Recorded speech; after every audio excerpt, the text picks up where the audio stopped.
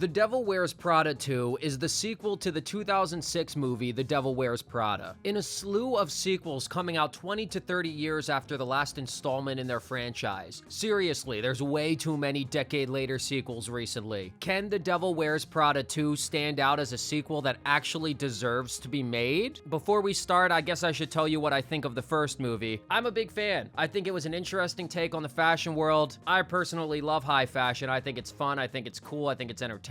But despite it being a good film, it never felt like it needed a sequel. It felt like a full self-contained story from start to finish. It kind of wraps everything up with a nice bow for these characters. So I wasn't really sure what to expect, but I was cautiously excited for this one. The movie follows Anne Hathaway's character, Andy Sachs, who's now working as a journalist publicist in New York City. But her company is downsizing and her entire team gets laid off because print journalism is getting pushed out by social media and the digital age as a whole. She's unemployed for a whole 12 hours before she gets offered a job as lead feature editor at Runway, which is the same company she used to work at 20 years ago. She's hired by the company's CEO, Irv, to help fix their image after they accidentally praise a sweatshop company in an article they released. So naturally, she's back working under Meryl Streep's character, Miranda Priestley, who basically acts like the first movie never even happened. It's played for laughs, but Miranda genuinely acts like she doesn't remember who Andy Sachs is. Like, what? She just spent the whole first movie bonding with her. Anne Hathaway's character has to reclimb the social ladder of Runway and get back into Meryl Streep's good graces, which makes the first half of this movie feel like a less fleshed out Member Berry Express version of the first movie. Andy works so hard to gain Miranda's approval during the first film that it almost cheapens the emotional payoff of the first movie to have their relationship basically fully reset for the second movie. And the first half of the movie is really focused on Anne Hathaway's character honing in on her craft and learning how to get clicks in a digital age. But when a major plot event happened about halfway through the movie, the film seemed to shift its plot's focus to a different story altogether, which was closer to an episode of Succession, which leaves the movie feeling almost like two movies stitched together, with the first half being about Anne Hathaway regaining the approval of Meryl Streep, while her, Meryl Streep, and Stanley Tucci try to navigate the changing world of journalism and publication in the digital age, and the second half of the movie being a corporate business ownership drama thing. And putting both of these plots between the movie makes both of them feel undercooked and never fully fleshed out. For example, there are these new interns at the office who all happen to be some sort of different minority, but they're never given any character or goals or anything. They're just there to fill the chairs. But if the movie picked one plot to focus on, maybe they could have fleshed them out more and had them not be useless characters that did nothing. And another thing I did not love as much as the first movie was the music. The first movie really had me locked in, it had me fired up, it made me want to go design some damn fashion lines. Yeah, the sequel has an original song by Lady Gaga that's kinda lit, but the rest of the songs are not memorable, and they do not get me going. Another thing the sequel lacked was hard-hitting monologues. The Cruelly in Blue monologue, if you've seen the first movie, is iconic. Meryl Streep just completely unloads on Anne Hathaway about why she actually should care about the fashion industry, and when she's talking, you're just locked in on the screen. You believe everything she's saying, and you feel the passion from her. Like, you really believe this woman cares about the fashion industry more than her own life. But in this movie, I can't think of one single monologue or scene that really had me locked in like that. In fact, I don't think there were any, which is disappointing because that was one of my favorite parts of the first movie, was how hard-hitting the dialogue was at points. But I will say, there is value to seeing these characters on screen interacting with each other 20 years later. Everyone involved clearly wanted to be there and gave it their all, and I respect that. The sets and filmography were also top-notch. They actually went to Milan, Italy for a decent chunk of the movie, and they actually filmed during real-life Fashion Week for authenticity. That's dedication, and I love that it wasn't cut down to a shitty green screen in an LA studio like some other movies would have done. It was even funny watching Meryl Streep's character try to adjust to a modern work environment with HR breathing down her neck. In the first movie, she would throw her coat and bag at her assistants, and now that doesn't fly. The interns are uncomfortable, and HR needs her to relax, which I found pretty funny. It really felt like every actor truly wanted to be there. They felt like they gave it their all, and the performances were honestly top-notch. It didn't feel like they were just phoning it in for a paycheck. It felt like this was actually a meaningful reunion to them, and you could feel that emotion through the screen and through their performance. However, I will say that Emily Blunt was separated from the main cast for a majority of the movie, and that was kind of upsetting and surprising to me. But whatever, at least she was in it. There honestly is value to seeing Stanley Tucci, Meryl Streep, Anne Hathaway, and Emily Blunt all interact on screen again as these characters. There's definitely some value there, and it's very cool to see. But it's hard to get over the fact that the movie felt kind of rushed. Another example of a character who never got fleshed out was Anne Hathaway's love interest. He didn't even need to be in the movie. It just didn't need to be there. There was no justification for it. But maybe if they focused on cutting down the plot and making it tighter, they could have fleshed him out more. The movie felt slightly unfocused about what it wanted to be. The first half was really just going through the same story beats as the first movie, which I didn't love. I mean, it was interesting seeing them try to navigate the print industry in the digital age, but I felt like I was just watching the first movie again. And then the second half felt like a new plot, sure, but it was only half the movie, so they didn't have time to properly flesh out that plot either. They kind of shot themselves in the foot there with wanting to do a Memberberry Express and a new plot all at the same time. Also, I felt like the editing for this movie was not that good. It was pretty choppy. They kept cutting scenes off halfway through to try to keep the audience in suspense as to what's going on. Like Anne Hathaway would get a phone call and then it would cut before she answers. Or Meryl Streep and Anne Hathaway would be having a conversation, but it would cut before they actually get to the crux of the conversation, because they wanted the audience constantly in suspense about what would happen next. But it ended up happening so often that the movie felt chopped up and just completely not fleshed out. It just felt like half a movie. It was very bizarre. But overall, I will say the movie is worth seeing if you liked the first one. If you didn't like the first one, it is not going to win you over because it's not as good as the first one. It's basically the first one, but just 20 years later. In fact, it didn't feel like they really had anything to say with this sequel. It felt like it didn't even have to be made. But honestly, I still had a good time at the movie. It just felt like it dragged a little and wasn't fully fleshed out as much as it could have been. If you've seen the first one or are just looking for a fun time at the movies, I recommend checking it out. If you didn't like the first one or have no interest in this at all, it's not going to win you over. I wouldn't check it out. Nothing special happens in the movie, and it's just a not as good version of the first one. But it was still fun. Whatever. I did see the movie in Dolby surround sound, so I was hoping the music would be banger like the first movie, and it just wasn't that intense. But enough of me yapping. What do you guys think of Devil Wears Prada 2? Are you gonna watch it this weekend? Have you seen the first one? What do you think about that one? And are you tired of all these goddamn decade-later sequels like I am? Let me know how you're feeling in the comments, and let's kick it. All right, thanks for listening.